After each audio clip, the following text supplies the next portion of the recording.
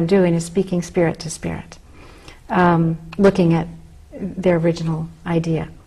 So what happens is simply when somebody gets that aha, or that resonates, that it's truth for them, they're validated as a spirit. Validation always begins to move a soul forward. So you can begin to release someplace in your body, someplace wherever, it starts to loosen up. What I do then is watch.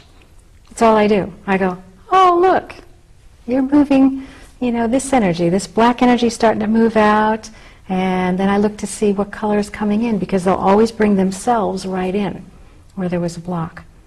Now people recognize this in a reading. It sounds silly to talk some ways this way because it sounds kind of out there.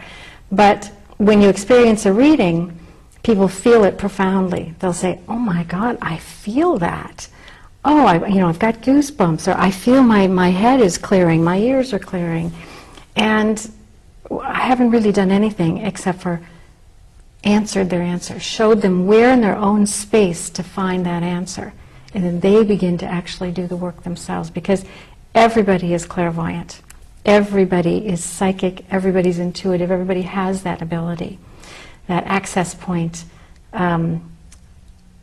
is something we all have, and we sometimes access it in dreams, sometimes we access it in the great moments of our life, the important moments, when we have to almost jump outside of ourselves for an answer. But it's there. We all have those answers, so I just facilitate that. The other way I do it is sometimes if I work for somebody on the table, it's a massage table, they'll just lay there, fully clothed, and I'm just they'll come in and they'll tell me, well, today I'm working on whatever, XYZ, terrible headaches, backache, or, I just want to move my mother out of my space. So, whatever they say, it's many, many, many reasons people will come. So I'll put them on, and what I'm doing is, this one I'm with my eyes open, and I'm just going to start my own healing energy. Everybody has their healing energy as well. And it'll just be a very light touch to the body, and I'm actually just looking at the energy channels through the body. And literally all I'm doing is to see where is it moving and where is it not. And I may touch where it's not moving. I'll just touch, just hold my hand there for a moment and basically watch and see. Sometimes it will start to move. Very, very often it will start to move. And then I'll look to see if there's another block, and we put one there. What's happening is we're actually starting to make a bridge between the spirit and body, the communication between the spirit and the body. Oftentimes there is tremendous information that we gather as a spirit, like out in our dreams. We go way off and we journey and we do all this stuff, and we come back into the body, and sometimes, you know how you don't remember your dreams? And some people do, and some people just never remember their dreams. So oftentimes we go off and we solve all of yesterday's problems and the last week's problems in our dreams, and yet we can't bring the information right in. Or sometimes there's something that you keep wanting to accomplish, but something blocks you. You know it's kind of out there just at the tip of your nose, but you can't quite access it. Well, that's the kind of work I'm doing, is I'm clearing the energy between the communication, between spirit and body. How come we have the information, but we can't bring it into the body to start manifesting it into the world? So sometimes it's literally a block that I'll just start to move. So very simple. People fall asleep on the table all the time. And so that's a compliment. It's okay with me if you fall asleep. I'll be validated. And you can still do the work if they're not conscious. Totally, totally. In fact, is it preferable? Sometimes it's even easier. They kind of get out of the way, and then they just work with me in a way to show. I think no resistance if no they're asleep. Resistance, yeah. They come back really refreshed. So, yeah, that's another way that I'll do it. So most of the time, oddly enough, people think that a healer is doing it for them. That's a big misnomer. Really, what a healer does, at least the way I heal, is that my gift is really, I'm able to say hello to you and your healing energy. I give permission for people to begin to heal themselves. And I can hold the space for somebody to begin to heal themselves because I can see that big picture. I know you are as a spirit, and I can say hello. I see where you're working.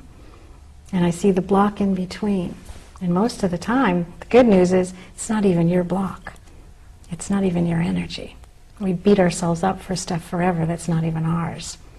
So oftentimes it's a great release point. And that's when you can begin to move. That's wonderful. That goes to the next part that I wanted to ask you about, is the teaching part. You said everybody is intuitive, everyone has this ability. Why is it that it seems like some people have it more than others? Is someone born with more of it, or was it just encouragement that they had? And then I'd like to ask you about also, how do you teach this? What do you do? Because you teach people these things. I do teach it. Well, there's a number of questions in that. Let's see. Yes, I believe everybody's born with the equipment. There's just no doubt. And basically, if you have a body, you have the equipment. Some people's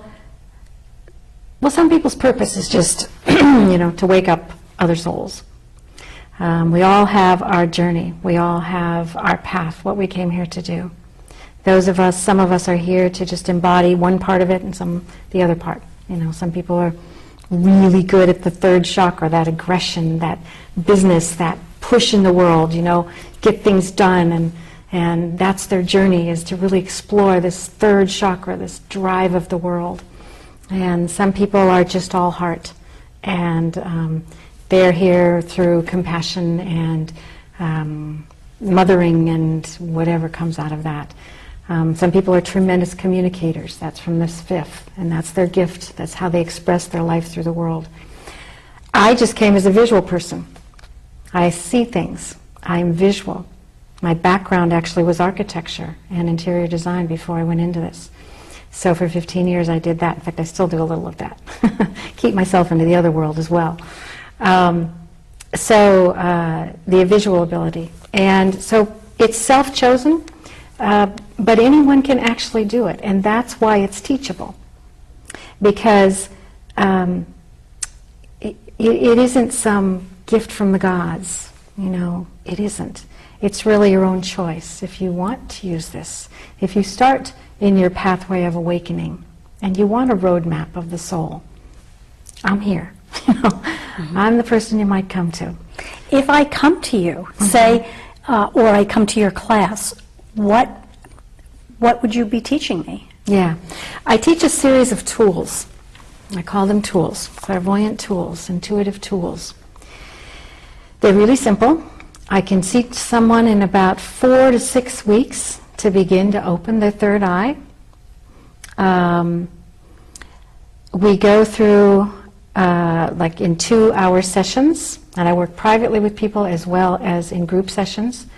And I will take you through a series of visualizations in a way. It's kind of like visualizing, but not exactly, because we're actually starting to, you'll start to fully get your own answers. We're going to go within, and I lead you, literally, very fast. Different tools, how to own your space, how to ground the body, how to make the body safe.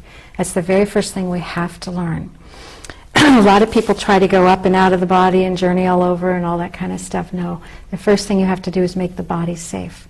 This is where we manifest all that we are as a soul. We bring it in. It's a lot easier to get out than it is to get in, to tell you the truth. To bring all of your information in so you can really do what you want to do here in the world. So what I do is teach them how to make the body safe first. Can you explain, what do you mean by making the body safe? Is that like just grounding? Grounding. But it's a specific